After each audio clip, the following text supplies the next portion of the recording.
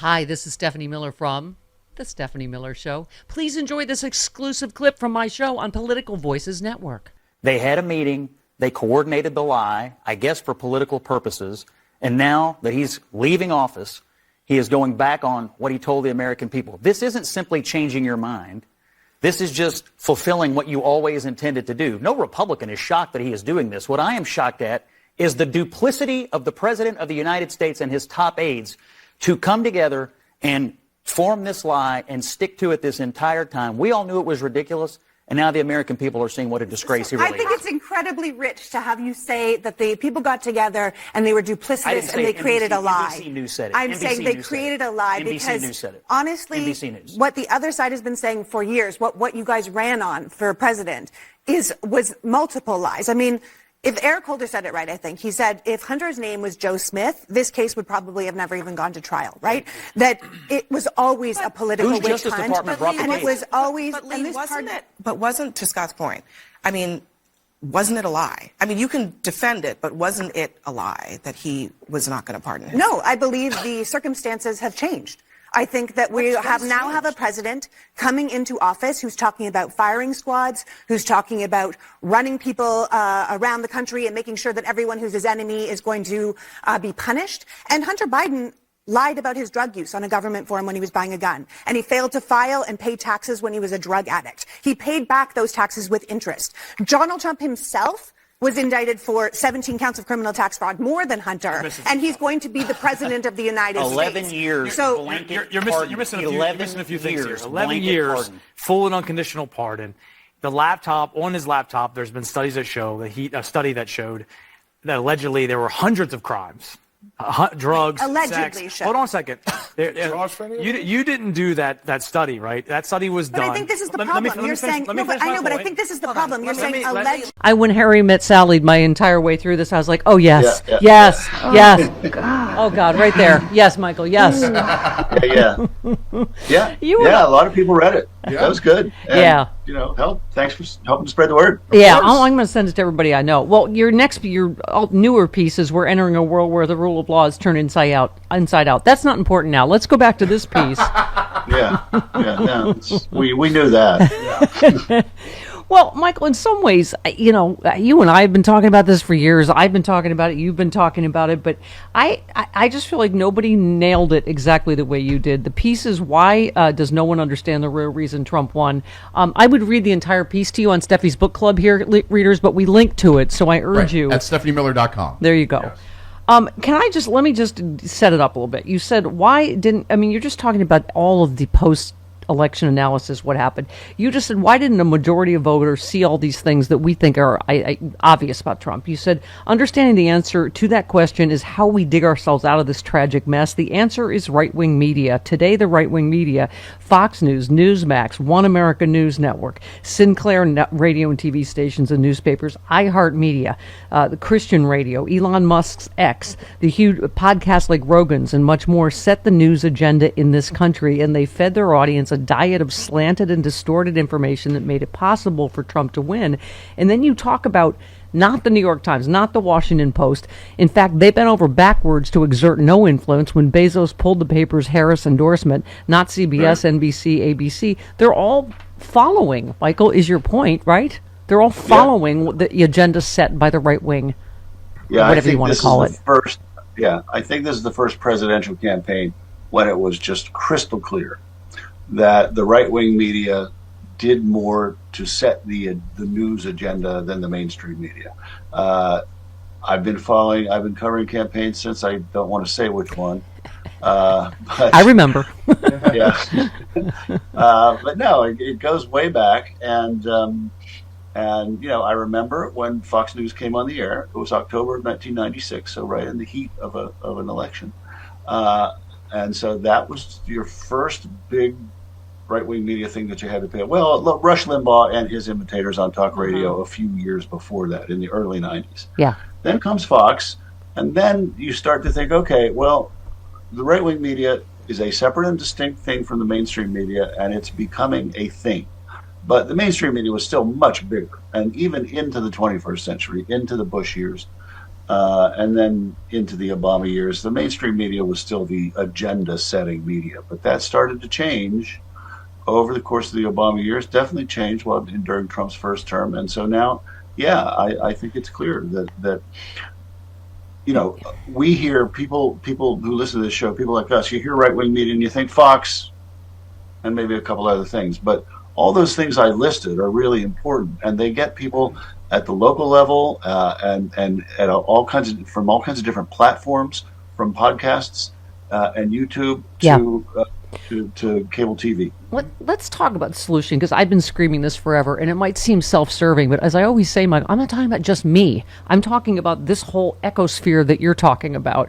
You said rich liberals are the only people in the world who have the power to do something about this state of affairs, take some action. We've been screaming this since forever. You said billionaires on the right have invested far more heavily in media in the last 2 decades than their counterparts on the left, and you said this is the year it became obvious right-wing media has more power than the mainstream media. It's not just that it's bigger, it's that it speaks with one voice, and that voice says Democrats and liberals are treasonous elites who hate you, and Republicans and conservatives love God and country, and you are your last line of defense against your son coming home from school, your daughter. And that's why Donald Trump won. Indeed, the right-wing media is why he exists in our political lives in the first place. And then you did a great thought experiment, Michael, where you said, imagine he comes down the escalator with no right-wing media. I mean, more than one person has said Nixon wouldn't have had to resign if there had been Fox News in this right-wing ecosphere, right? Yeah. No, if you think back to the early days of Trump, 2015, 2016, it was entirely Fox and certain websites and certain podcasts and certain influencers on the right who made him into who he was.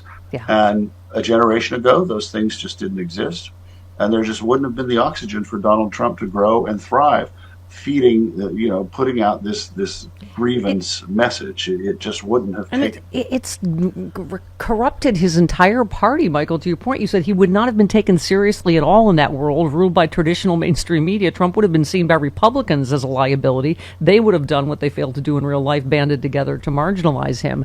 And now they're all scared. You just said all the crazy memes that percolated into the news stream this election came not from Trump or Vance originally, but somewhere in the right-wing media ecosystem. The fake story about Haitians eating pets started with a Facebook post, blah, blah, blah. And you sort of, the hurricane, the Harris and Biden swiped emergency money away from the victims of Hurricane Helene in mostly southern red states.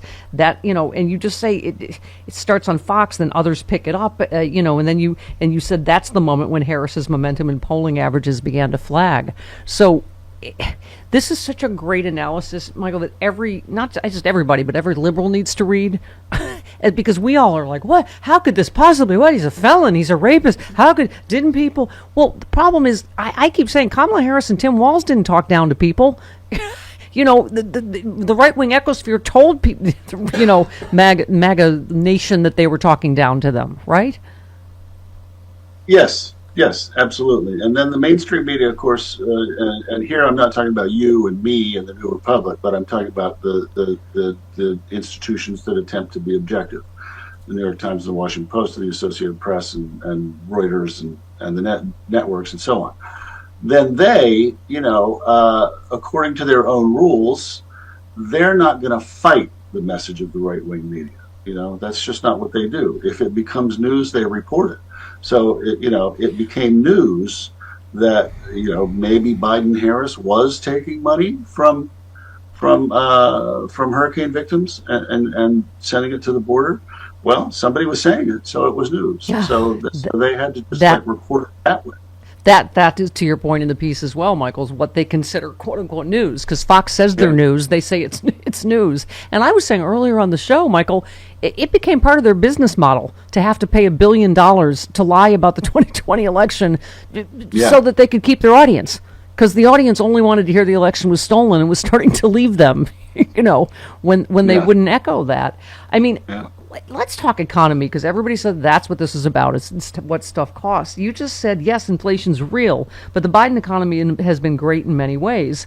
The Economist in mid-October said it was the envy of the world, but in right-wing media, the horror stories were relentless, and mainstream economic reporting followed that lead. That's the important part. And you just said something I keep saying. At noon on Inauguration Day, Fox, they're going to start locating every positive economic indicator, start touting those. Within weeks, the roaring Trump economy will be the conventional wisdom. So, to your point, this disinformation isn't going to stop now that the election is over. And you said when the fruits of Bidenomics start growing, Trump will become the beneficiary of probably some real-world facts as well, taking credit for that which he has opposed and regularly denounced. And the crazy will continue, right? Yeah. I mean, there's no doubt in my mind that, within 5 days of Inauguration Day, they're going to start saying the booming Trump economy. Right. Oh, yeah. There's just, even if nothing changes, because there are plenty enough economic indicators out there that if you wanted to say the booming economy, you could say it. Yeah. There's plenty of jobs numbers, wage growth recently. There's all kinds of things you could point to say booming economy, but of course they won't say it. I mean, Joe Biden could cure cancer and they wouldn't say it. They'd say, what about Alzheimer's? You did another great thought experiment I mentioned earlier in the day. If you planted someone from Mongolia here and they just watch Fox News, what would they think about Kamala Harris? You said you would know she's a very stupid person. You were quoting Matt Gertz. Know that she orchestrated a coup against Biden, that she's a crazed extremist, and that she very much does not care about you. What they would think about Trump is he's been the target of vicious witch hunt for years and years. He's under constant assault, and most importantly, he's doing it all for you. He's the nanny in, The Omen. Yes, it's all for you, America. Right. Uh-huh. Yeah. You said to much of America, by the way, this is not understood as one side's view of things. It's simply the news. This is what white people chiefly watch in about 2/3 of the country. And Michael, this is so true for all of us that have traveled like you have. You say when you walk into any hotel lobby, hospital waiting room, even a bar, there's generally a TV is tuned to Fox, right? Yeah. So. Yeah, and there are a lot of. I know you've checked into a hotel room or a motel room and sized up the cable system, and there's CNN, there's Fox, there isn't even MSNBC. Right. Yeah. Yeah. On a lot of cable stations in a lot of the country, and there's 3 Christian television stations on there. Yep. Yeah, so, and then you make the point, then people get in their cars to drive home, they listen to an iHeart right-wing talk station, they get home, they watch the local news, and that's owned by Sinclair. So then, you say liberals, rich and otherwise, live in a bubble where they never see this stuff. I would beg them to see it. Watch some Fox, listen to some Christian radio, experience the news that millions of Americans are getting on a daily basis. You'll come to understand what I'm saying. Michael, it's only because I have to do it for a living that I go see what's on foxnews.com or I watch clips. I mean, my blood pressure can't take watching it on a steady diet. But I check in with clips to see, Yeah, I do too. And I really do think that, wealthy liberals just don't ever look at this stuff. And I just tried to paint a picture in this piece, in the section that you just read. Yeah. Of what life is like for most people and what their media diets are like. And then I didn't even really go into the question of podcasts and YouTube broadcasts and things like that, but and different social media platforms. But the conservative advantage is great there too. And that's where more people are getting their information these days. I saw a poll earlier this year. The number of people who get their information from newspapers is down to 10%. According to this poll, and the number of people who get their news through social media was like 70%. Yeah, Michael, here's a question I always have though, and again, the risk of being called a snooty coastal elite. It's not just saying, oh well, these Trump voters are stupid. It's just, but there's part of you going, where are their? I don't even know if it's education. Where are your critical thinking skills? That you believe all these obviously disprovable lies. Yeah, I don't know. I mean, I don't want to insult people's intelligence. There are plenty of intelligent conservatives who, and plenty of intelligent Trump voters. However, it does seem to be true, and there have been studies to this effect, that conservatives are just more willing to believe whatever the hell is said about a liberal than Democrats are willing to believe whatever the hell is said. And they're more willing to just spread the lie. Let's go to Michael's marching orders, because these are important. Yes. You said if you think they're done, you're in a fantasy land. They want media domination. You said, what's the first team every guerrilla army, whether on the left or right, does once they seize the palace? They take over the radio and television stations. As Viktor Orban said, have your own media. This is a crisis, you finish. The Democratic brand is garbage in wide swaths of the country, and this is the reason. You talked about Missouri and other places passing, the pro-abortion rights things. And then you say, but Trump won there, beat Harris by 18 points there. Josh Hawley beat Lucas Coons, who ran a great race and pasted Hawley in their debate by 14 points. Kamala Harris crushed Donald Trump in the debate. But you're right, we're not in a normal world anymore where apparently any of that matters. All the indicators that Alan Lichtman uses, all the keys, didn't matter this year. And he said the same thing you did, because of massive disinformation. So you end by saying the reason right-wing media, it's only growing and growing, and I haven't even gotten to social media, TikTok, other platforms where far more people are getting their news, as you mentioned. The right is way ahead on these fronts, too. Liberals must wake up and understand this and do something about it before it's too late, which it almost is. TikTok, mother, as I say, almost every day. That's right.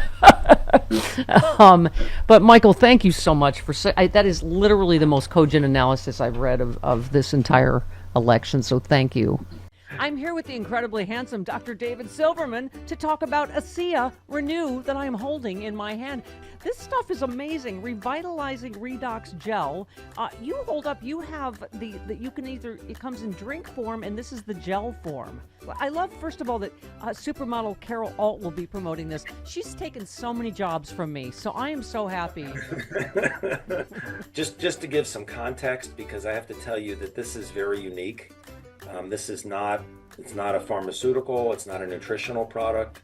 It's something that our cells make. It's called redox signaling molecules. But bottom line is, our cells make redox signaling molecules. Your body makes it right now, but we all made more of it when we were younger. What's in this bottle is in you. It's in me, right? But I'll be 64 in 2 weeks, and I feel like I'm 30 years old. I've been drinking this for 13 years. Wow, Doc, what a thrill to meet you and to hear more about this, because it's you just kind of go, oh, it works, but to hear about the why is fascinating to me. Dr. David Silverman, what a joy and a pleasure, and thank you so much.